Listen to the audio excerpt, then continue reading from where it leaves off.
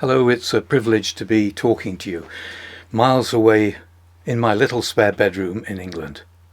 My message today is that innovation policy requires helping a lecturer develop online teaching skills they don't recognise they already have. You are HR advisors. I've been briefed, and I'm talking to human resource staff who are looking for positive solutions to problems. Your department heads and your lecturers are worn out using software online and dealing with the daily practicalities of the COVID situation. Now, look, you have to trust me. I am a radio producer and an education radio producer. I've done all I'm doing with you here for years in education radio. And I believe that all the tasks that a lecturer will need to learn come from that background. I was a teacher. I went to the BBC. I was taught skills for educating students at a distance and the old steam radio. We were faced with talking to students miles away without even seeing them, using the technology we had at the time. I'll just concentrate on the 3 skills that an HR advisor needs to be aware of to reduce that anxiety and help remove stress. Here's the hard skills. Many of them, you'll know all about this.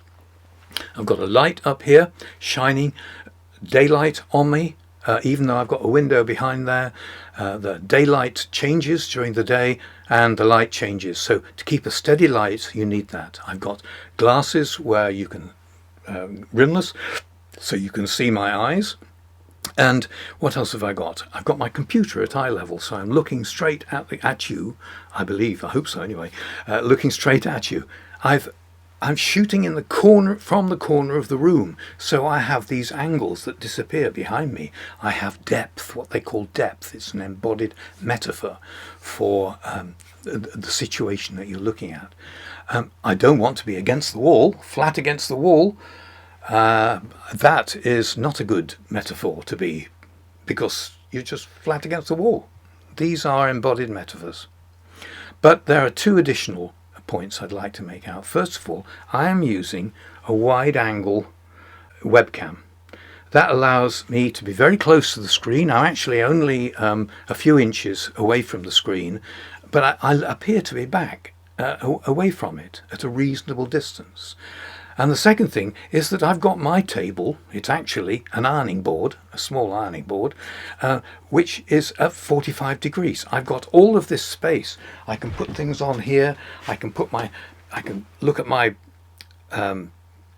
show books and things like that. And I've got other cameras around here, which I am controlling with this little gadget, which is called an ATEM switcher. I won't go into too much detail about that, but you don't really need all of this equipment, but you need to know the ideas. Now let's look at my second area of knowledge. Lecturers need to know soft skills. Where does the anxiety come from? I suggest it's the 3 feet away, the face-to-face confrontation, which is set up by the computers. It's not, we just accept it. What happens if I start to change my tone about everything I want to tell you? I'm not in your face. Perhaps I could tell a story.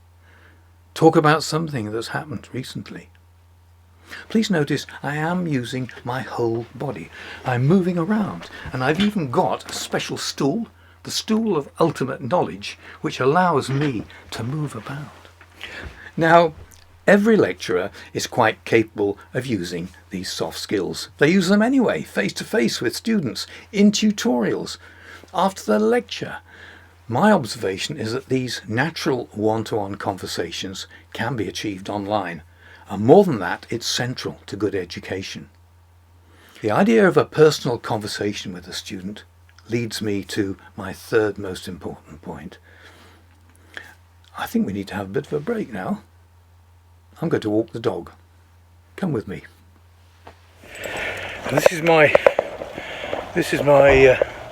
room up there, where everything's coming from. You can just see the lights in the background, and this is what I often do.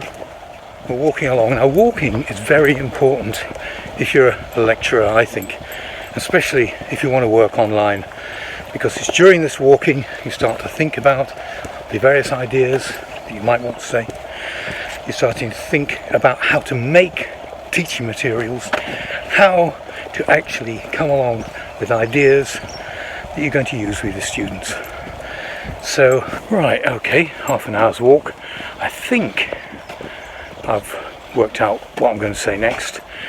So, let's get on with it. Okay, Pebbles, are you bored already?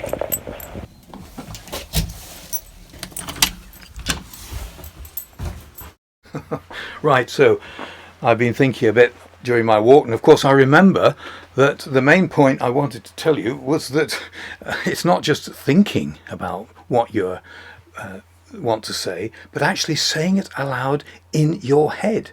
And I've been practicing about talking about this third point that I want to make. It's the actual process of turning spoken to written English or language is what is the real benefit of working online. So don't tell anybody, shh, because this is what happens in top tutor-based universities. Let's look at this. Here I am in 2015. I've persuaded the head of lecturer training at UCL to come with me to my tutor for some professional TV journalist training from one of the BBC's top trainers. He's on the right and the head of training is on the left. Now, it's interesting looking at the camera work and so on. That's absolutely fine. But this is not what's really important. It's what went on beforehand. Now, I watched my colleague going through the ringer that I'd been through, several years before. What I was watching was how far I'd come with my video in teaching. I'd stopped trying to explain everything and describe everything like I did on radio. I started to show and not tell. Cutting out all those long sentences and using simple words, short sentences, and being informal and friendly. Now, look what's going on here. Students in a top university having a tutorial. Exactly the same process as in journalist training. Read out your paper. What do you really mean to say? Can you put that idea in your head in a simple way to express your idea more clearly? Here I am in action in my day job. It's a slightly artistic impression just to give the student some anonymity. We're in conversation. We are sharing a screen and the student reads out their writing.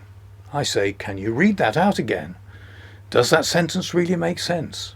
How could you improve the clarity? Ah, says the student. Where is the subject, I say. Oh, it's in the middle of the sentence, they say. But let's just look at the introduction here, and we're going to do the reading out aloud again. Children's use of education technology has increased over the past decade. The increased technology raises important questions about, first, how technology activities may affect children in positive or negative ways. Second, how time is spent on technology. I asked them, have you ever done this before at college? No, I've never done it before in my life. So I hope that you found these three areas can be positive, enjoyable and self-confirming learning during COVID, whatever the subject. And also, when staff go back in the classroom, I believe how much better they will be at teaching. Goodbye.